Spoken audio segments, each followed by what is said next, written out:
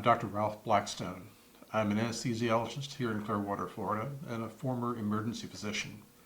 I developed Polar Breeze. Initially, the idea was to develop a device that could cool the surgeon separately from the operating room so we could run the operating rooms warmer to take care of patient hypothermia.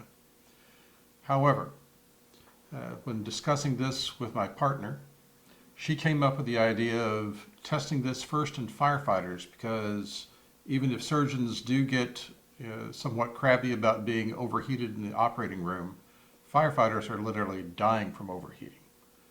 Therefore, we made contact with the Florida State Fire College and took our devices there thinking that we were primarily a comfort device to make the firefighters feel better between their evolutions in a burn house. We tested back in September of 2015. And on the second day we were there, one of the firefighters exiting the burn house after his fifth evolution came to us. Now, this gentleman was a bit overweight, but as he came out, he got his hat off, and I looked at him and realized his eyes weren't focusing. Each eye was pointing in a different direction. He was fumbling at his buttons. He couldn't find his buttons on his turnout coat, and he went down on his knees and was about to fall on his face. I signaled my partner. We grabbed him, threw him in a chair. I signaled the health and safety officer to get the ice bath because this guy was in heat exhaustion heading towards heat stroke. In 4 minutes after going into our hood with the Polar Breeze, which is 30 degrees below the ambient temperature, in that case, it was probably in the low 60s. He looked up at us, much more conscious, much more aware, and said, "Hey, I'm ready to go. I'm rehabbed. I like my product." 4 minutes when his temperature had been 104.3 in his ear, I wasn't buying it. I shot another temperature at that time. He was 102.0. I knew he wasn't rehabbed. He was unaware that he was not fully rehabbed and ready to go. I held him in, thinking we'd hold him in there till his temperature dropped to 100 degrees or so. We overshot. In 7 minutes, he went down to 98.0. When we brought him out of the hood, he looked at us and said, "I would have sworn to you several minutes ago that I was rehabbed." I said, "I can feel the difference now." I said, "But I had no clue just 7 minutes ago." At the end of the day, he came back after we were finished and breaking down our equipment and told us, I just interviewed the other 15 instructors. Those of us who got our thermal rehabilitation with the Polar Breeze machine and just breathing that 30-degree colder air, none of us have headaches. None of us have nausea. None of us really are even exhausted.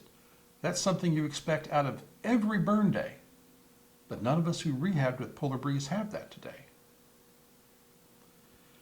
Between the rapid drop in his temperature, which I could not account for given the body surface area of just his head and neck that were being bathed with cold air, and the results that occurred at the end of the day when none of them had the normal symptoms of heat exhaustion, began to realize we might be more than just a comfort device. We went ahead at the Florida State Fire College and ran control studies. And in the control study in 2018, we recognized that our instructors were dropping their body temperature 0.2 degrees centigrade every minute that they were in the Polar Breeze. The much younger and lighter recruits that were our control before a fan and drinking cold water were only dropping their temperature 0.1. Then I recognized that 0.2 degrees centigrade is all the core body temperature drops even in an ice bath. At least this is the published result. Began to realize that we're not just a comfort device. We are a medical device. As such, we're now in a controlled experiment with a major university to conduct a study that's going to be the proof study for an FDA application as a medical device.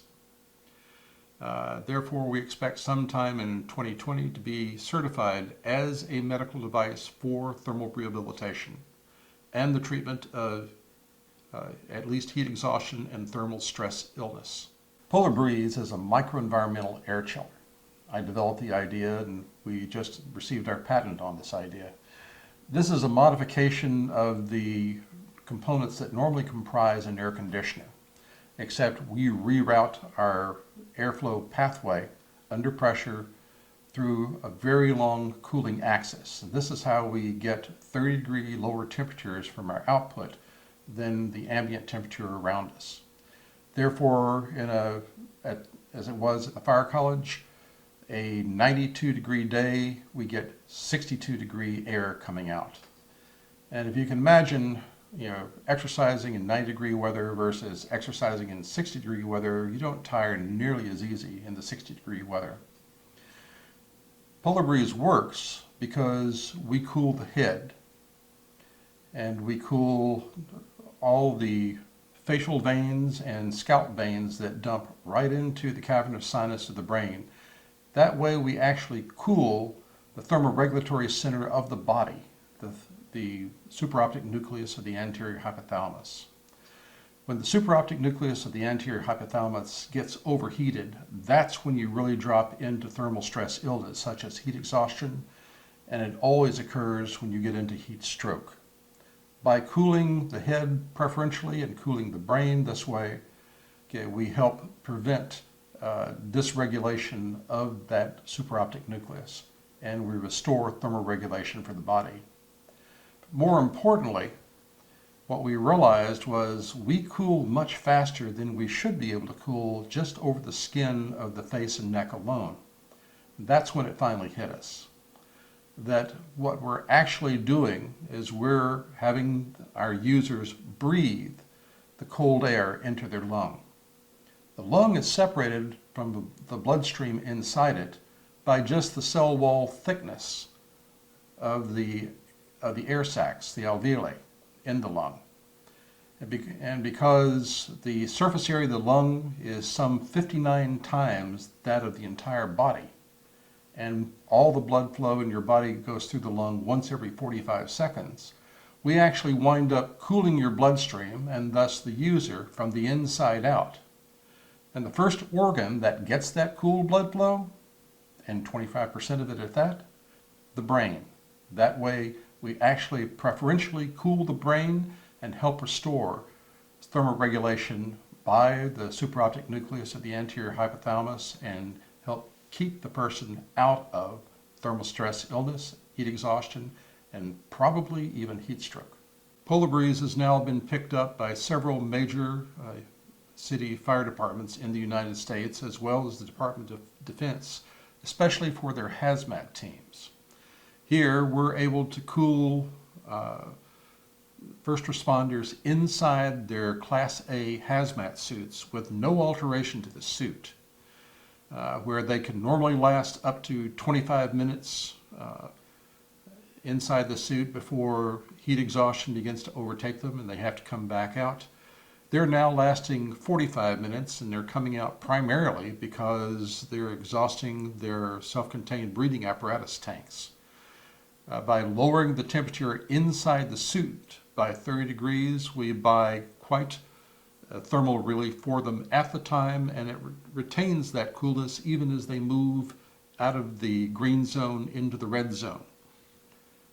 Thus, the entire Coast Guard First Strike Hazmat team, through all its segments within the United States, are now fully outfitted with Polar Breeze machines, both to cool them down before and after they have been in hazmat situations.